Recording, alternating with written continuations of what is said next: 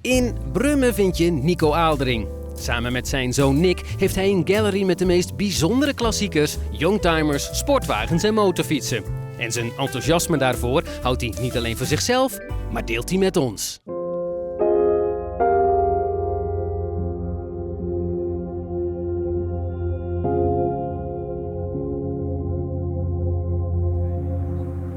Ja, u herkent hem vast niet. Het is een Ford. Een Ford. Ford zijn toch saaie auto's? Ja. Die Fords uit de jaren 60 waren super saaie auto's. 12M, 15M, 17M, 20M. Dat waren gezinsauto's. Saaier kon het niet. En Fiat had sportieve auto's, 2300S, Porsches. En Ford had eigenlijk helemaal niks. Wel te zeggen, dit is nog voor de Capri. Ze zeggen, jongens, we gaan iets moois bedenken. Ze kwamen in contact met de firma Osi. Carrosseriebouwer. In Italië. We gaan een sportieve auto maken. En het is hem geworden hoor, want het is echt een hele mooie auto. Met hele mooie lijnen.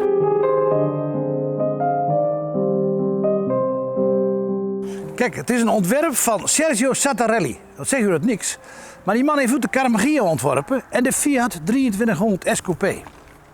En bij deze auto kunnen we precies zien hoe die ontwerpers te werk gaan. Kijk, de achterkant zou je kunnen zeggen is Ferrari.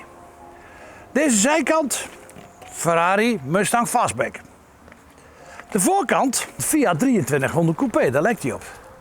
Wat zo mooi aan deze auto is, hij is zo breed. Moet je kijken hoe breed hij is. Het is echt een dikke auto. Met een 2 liter Ford motor erin. Dat doen ze dan weer verkeerd bij Ford, hè. Dan maken ze een fantastische auto. En daar zit daar zo'n lullig 1 carburateurtje op. Waarom nog niet 2 dikke Webers? Dan was hij echt sportief geweest. Maar, ik moet zeggen, weet je dat er maar 2000 gebouwd werden? En die 2000 werden gebouwd en toen kwam de Capri. En de Capri was het hot item. Want in Amerika had je de Mustang, een waar succes. Dus de Amerikaanse Ford. De Engelse Ford had de Cortina en de Escort, een waar succes. En Duitsland had die dode, saaie 17 en 20M Ford. Dus dit was de opvolger.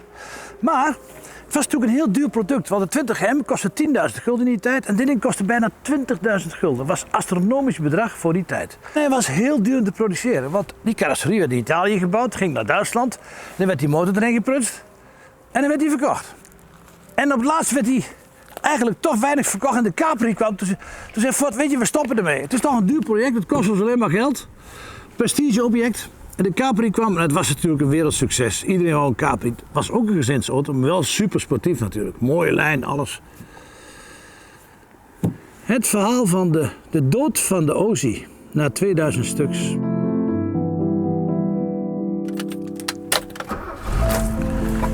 Ja, wat hoor je nou? Je hoort Ford. Jongens, een Fiat 850 coupeetje hadden, zat een beter geluid in. Even een sportuitlaatje eronder.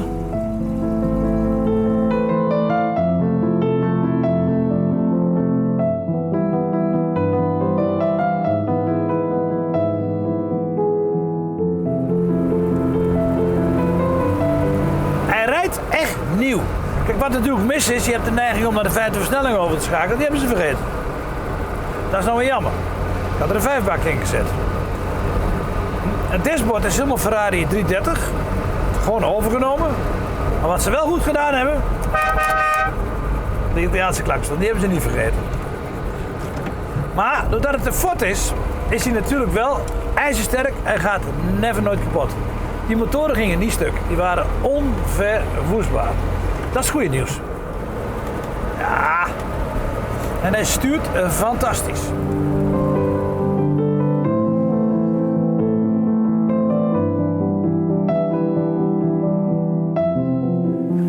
Het is een echte sportwagen. Echte sportwagen. Ik zou die dingen anders gedaan hebben. Ik zou daar verder 5 versnellingsbakken gebouwd hebben. Ik zou er dubbele Webertjes opgebouwd hebben. En dan is een fout geluid, een sportuitlaatje. Maar voor de rest is het een fantastische auto. Het is een... Zou je kunnen zeggen dat het een poermens Ferrari is? Want zeg nou eerlijk, hij is toch prachtig.